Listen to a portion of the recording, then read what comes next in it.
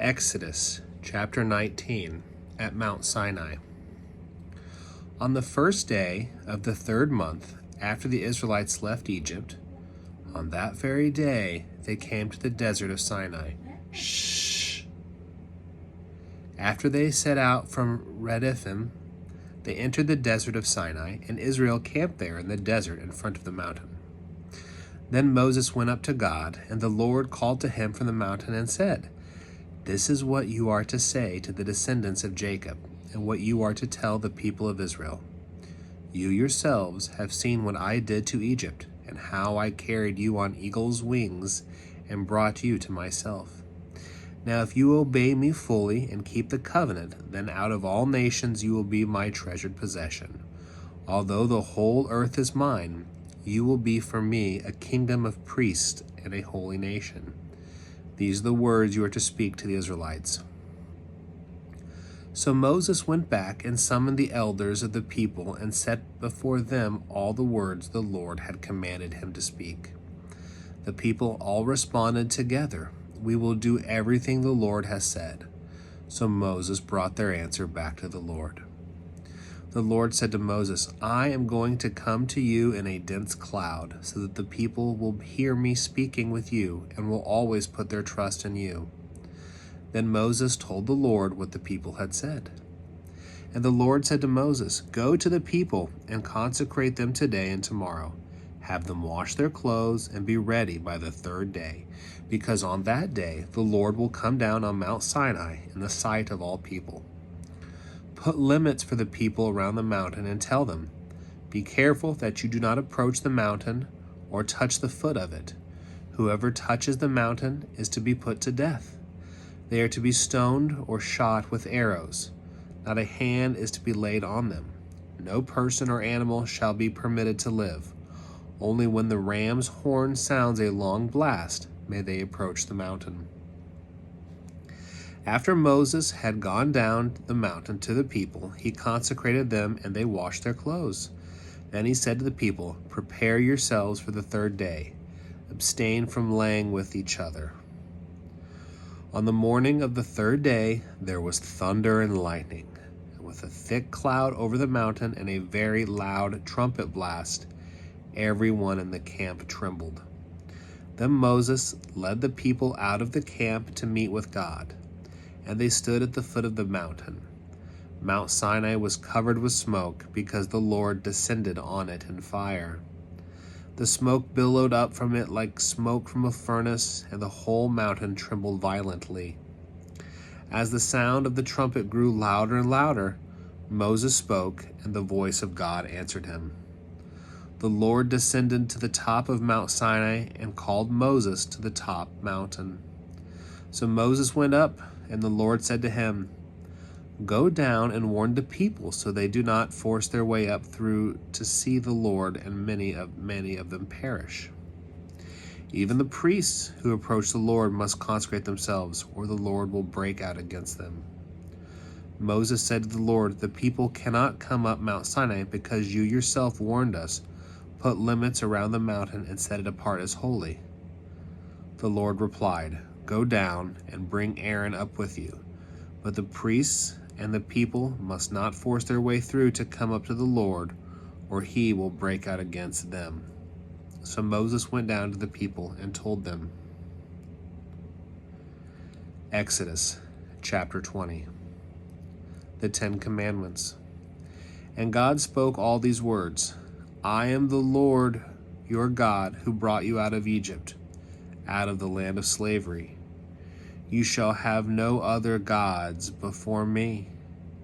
You shall not make yourself an image in the form of anything in heaven above, or on the earth beneath, or in the waters below. You shall not bow down to them or worship them, for I, the Lord your God, am a jealous God, punishing the children for the sin of the parents to the 3rd and 4th generation of those who hate me, but showing love to 1,000 generations of those who love me and keep my commandments. You shall not misuse the name of the Lord your God, for the Lord will not hold anyone guiltless who misuses his name. Remember the Sabbath day by keeping it holy. 6 days you shall labor and do all your work, but the seventh day is a Sabbath to the Lord your God.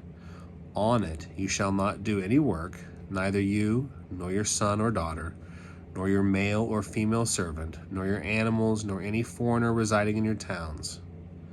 For in 6 days the Lord made the heavens and the earth, the sea and all that is in them, but he rested on the seventh day. Therefore the Lord blessed the Sabbath day and made it holy. Honor your father and your mother, so that you may live long in the land the Lord God is giving you. You shall not murder. You shall not commit adultery. You shall not steal. You shall not give false testimony against your neighbor. You shall not covet your neighbor's house. You shall not covet your neighbor's wife or his male or female servant, his ox or his donkey, or anything that belongs to your neighbor.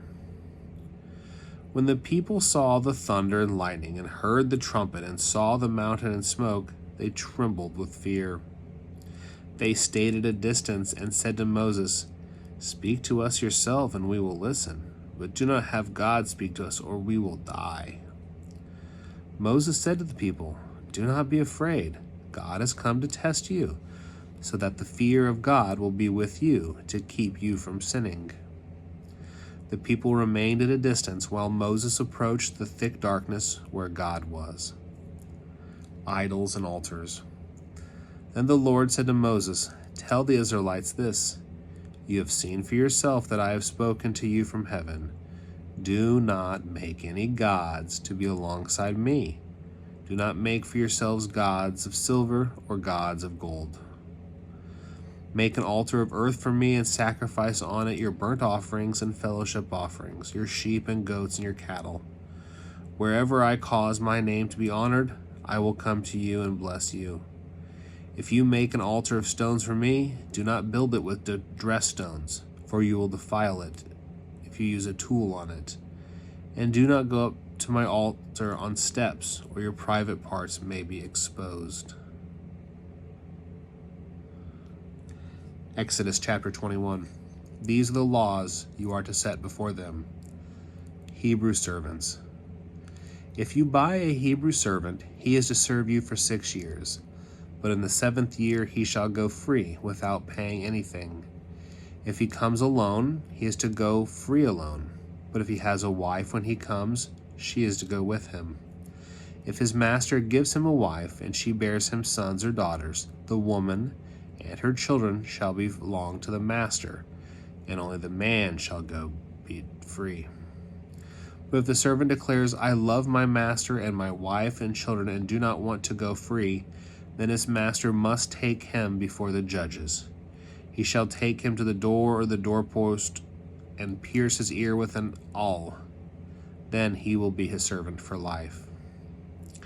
If a man sells his daughter as a servant, she is not to go free as male servants do. If she does not please the master who has selected her for himself, he must let her be redeemed.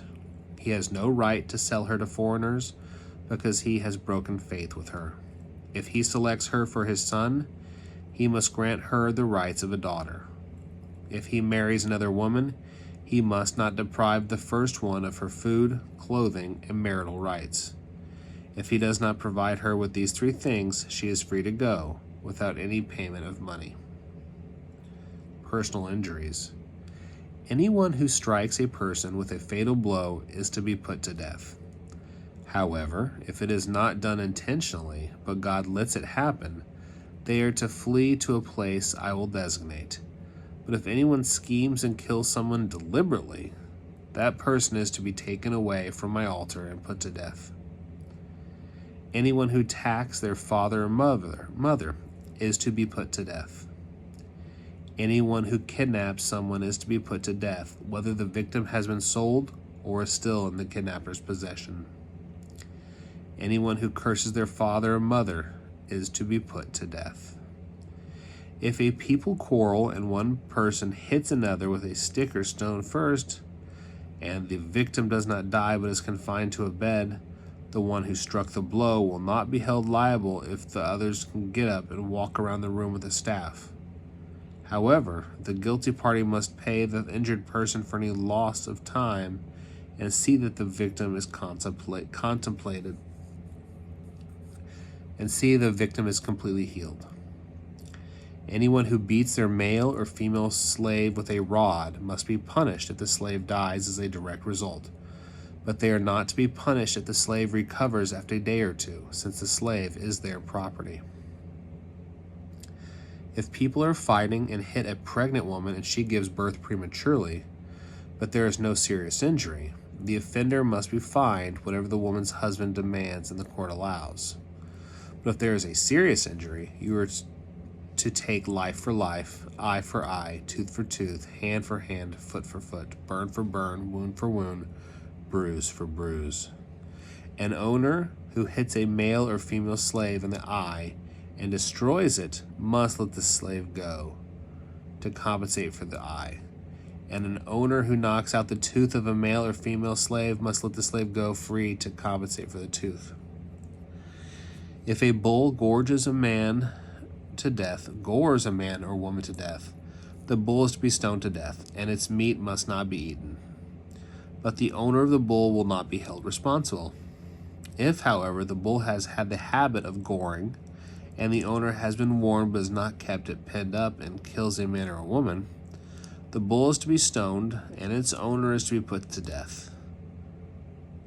However, if payment is demanded, the owner may redeem his life by repayment of whatever is demanded. This law also requires the bull gores of a son or daughter. If the bull gores a male or female slave, the owner must pay 30 shekels.